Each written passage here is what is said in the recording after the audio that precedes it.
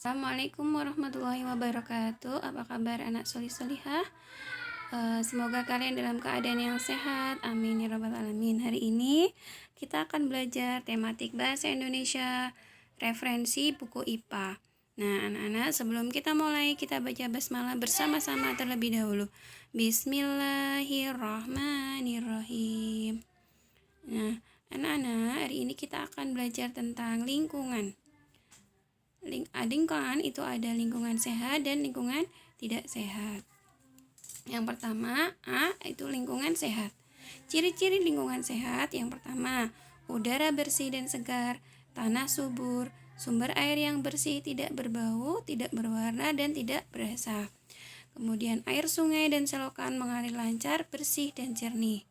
Kemudian sampah tidak menumpuk atau berserakan dan banyak tumbuhan hijau, tumbuh subur yang membuat udara terasa segar. Kemudian yang B, lingkungan tidak sehat. Ciri-ciri lingkungan tidak sehat: A. Udara kotor. B. Banyak sampah berserakan atau menumpuk. C. Sumber air kotor dan bau.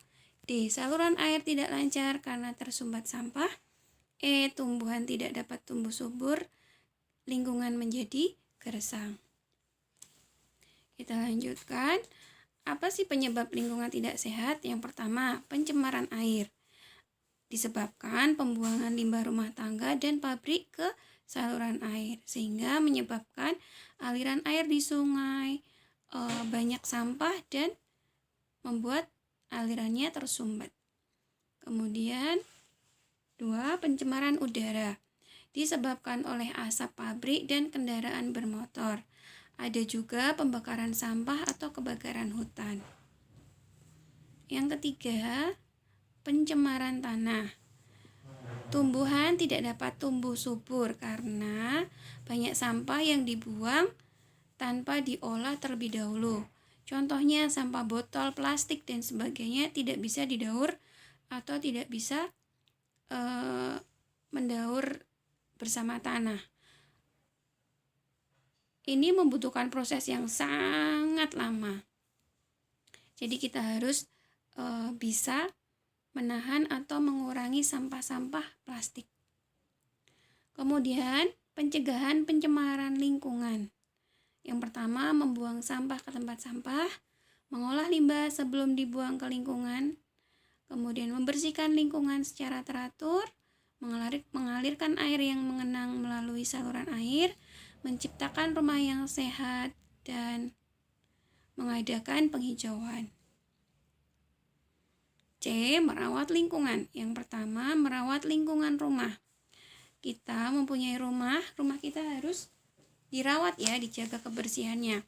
Halaman rumah harus selalu dijaga kebersihan, tanaman disiram setiap hari, tanaman diberi pupuk secara teratur agar semuanya tumbuh dengan baik dan sehat dan juga subur. Kemudian merawat lingkungan rumah. Lingkungan sekitar rumah bersih, warga melakukan kerja bakti. Kemudian kerja bakti bisa dilakukan dalam 1 kali dalam 1 minggu. Bisa membersihkan selokan, membersihkan jalan-jalan, dan memotong-motong pohon dahan-dahan yang sudah terlalu rimbun. Kedua, merawat lingkungan sekolah. Lingkungan sekolah adalah tempat kita belajar. Kalau lingkungan sekolahnya bersih, kita akan merasa nyaman untuk belajar di sekolah. Setiap hari petugas piket bergiliran membersihkan kelas.